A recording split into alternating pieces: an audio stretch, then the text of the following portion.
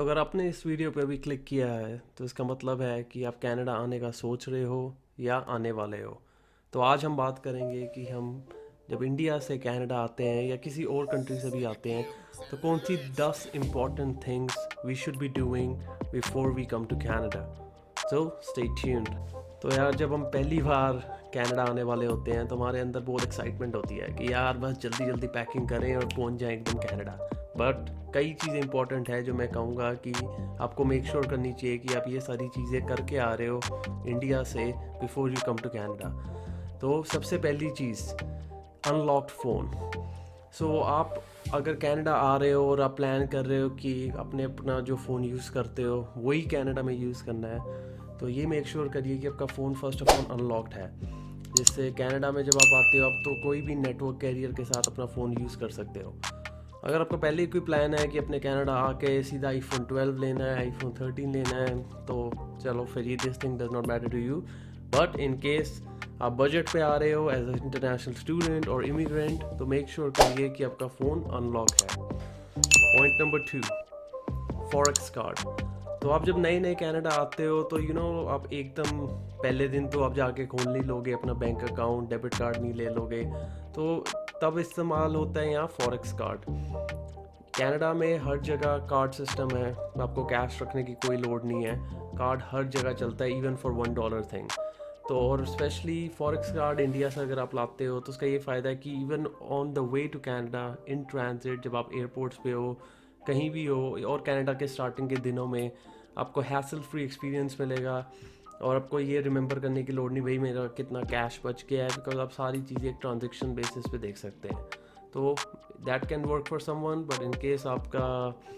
Cash accounting is very good, you can use your cash for the first few days until you open a bank account in Canada.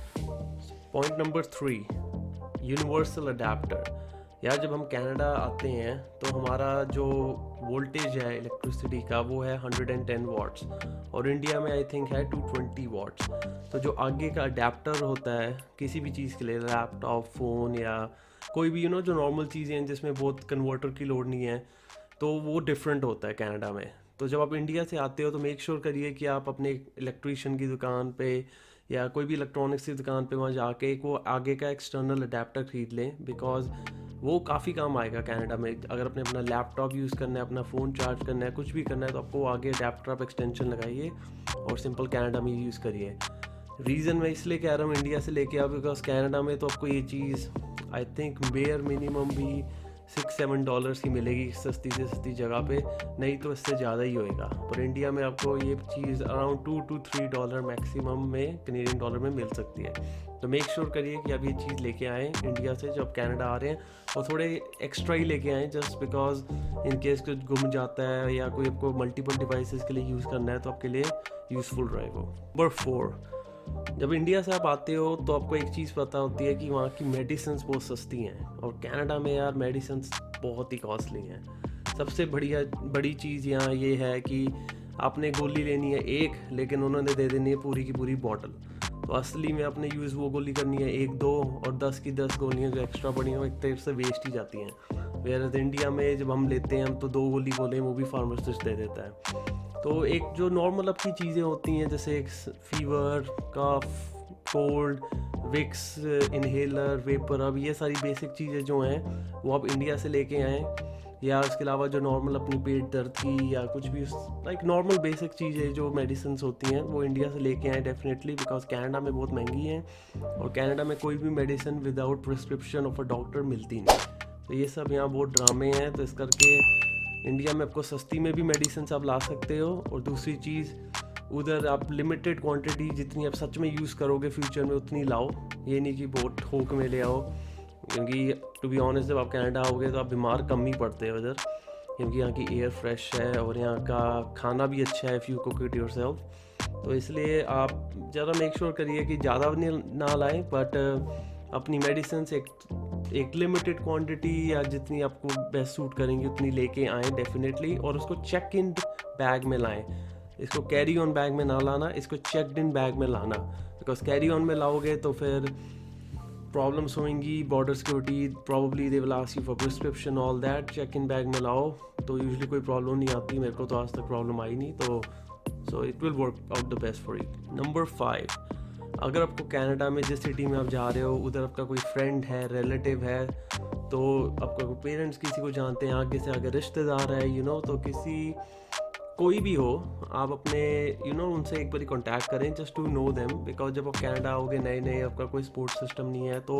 अच्छा लगता है यार कोई अगर आपका जान पहचान का मिल जाए इधर, जो थोड़ा बहुत आपको सिस्टम के बारे में यहाँ दिखा पाए, सिटी दिखा दे एक बारी, नहीं तो आप बस में कहाँ धक्के खाओगे या ट्रेन में, आप देख ही नहीं पाओगे, राइट। इन केस आपका कोई है जान पहचान का जो आपको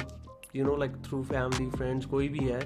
जो आपको मे बी एटलीस्ट थोड़ा इंट्रोडक्शन दे दे वहाँ की सिटी की या थोड़ा सिस्टम की, तो वो बहुत बेनिफिट होता है जब आप नए नए आते हैं। तो अगर आपका कोई है तो मेक श्योर करिए कि आप उनसे टच में रहिए before you come to Canada. So number 6, अगर आप चश्मा पहनते हैं या कॉन्टैक्ट लेंस यूज़ करते हैं तो मेक श्योर करिए कि आप ये सारी चीज़ें इन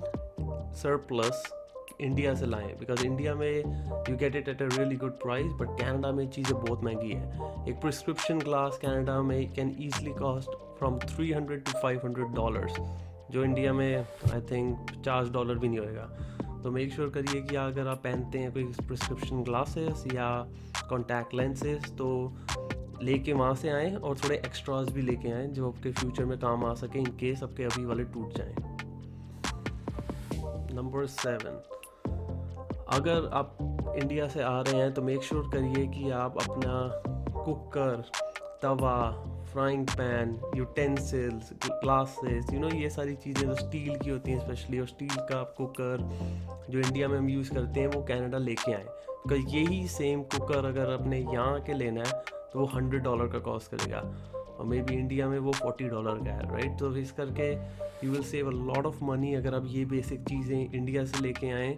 और कनाडा में ना ख़रीदें। तो मेक श्योर करिए आप इंडिया से लेके आएँ। नंबर 8, आपके जितने भी ओरिजिनल डॉक्यूमेंट्स हैं, whether it's your birth certificate, 10th 12th graduation certificates, college, university, schools के, मेक श्योर करिए आप ओरिजिनल्स इंडिया से लेके आएँ with photo copies, because the future में आपको कुछ भी करना है, वेदर अपने PR अप्लाई करनी है, सिटीजनशिप अप्लाई करनी है, या इवन कई स्पेसिफिक जॉब्स में दे will ask for a proof of this documents. तो ओरिजिनल अपने साथ लाएं हमेशा, उसको संभाल के रखें, and but keep photo copies for all these purposes. Number 9, तो अगर आपने कनाडा में आके ड्राइविंग लाइसेंस लेना है, जो प्रॉब्ली सबने लेना है, बिकॉज कब तक यार कब बस के धक्के खाओगे,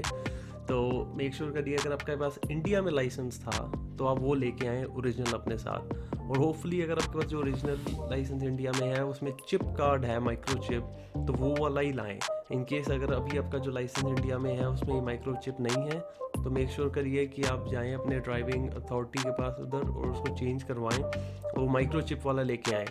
बिकॉज कनाडा में अगर आप आते हो और आपके पास 2 साल का एक्सपीरियंस है इंडिया से फॉर ड्राइविंग, तो आप डायरेक्टली जो मेन ड्राइविंग लाइसेंस होता है जो होता है क्लास 5 इन मोस्ट प्रोविंस, उसको ये कहते हैं, और ओंटारियो में इसको G लाइसेंस कहते हैं, तो ये आप डायरेक्टली कन्वर्ट करा सकते हैं after giving a knowledge test and road test. तो मेक श्योर करिए कि इंडिया से जब आप लाइसेंस लाते हो तो वो माइक्रो चिप वाला लाइसेंस लाओ और ओरिजिनल अपने साथ लेके आना। Number 10, last but not the least, अगर आप इंडियन कपड़े लेके आ रहे हो तो इंडिया से ही लाओ यार। यहाँ तो इंडियन सामान का जो इम्पोर्ट टैक्सेस एक तरह से शॉपकीपर ही लगा देता है, तो आप मेक श्योर करिए आप इंडिया से लेके आते हो अपने इंडियन वेयर्स। अब लड़कियों के लिए साड़ी सूट हो गया, और लड़कों के लिए कुर्ता पजामा, एंड लड़कों के लिए स्पेशली अगर आप फॉर्मल कपड़े ला रहे हो वो भी इंडिया से लाओ, स्पेशली जो सूट्स होते हैं, बिकॉज यहाँ सूट्स आर वेरी एक्सपेंसिव। सस्ते से सस्ता भी $100 का होता है, पर जो अच्छे यूजली होते हैं तो $300। इंडिया में आप या तो ब्रांडेड ले सकते हो या टेलर से सिलवा सकते हो, which is at a very low cost compare to यहाँ। तो मेक श्योर करिए कि अपने ये स्पेसिफिक ये वाले कपड़े इंडिया से ही लाएँ, पर कोई और नॉर्मल जो कपड़े होते हैं, you know like jeans and all, उनकी इतनी शॉपिंग करने की वहाँ लोड नहीं है, because here you can actually get it at a good price, specially on the Boxing Day या ब्लैक फ्राइडे।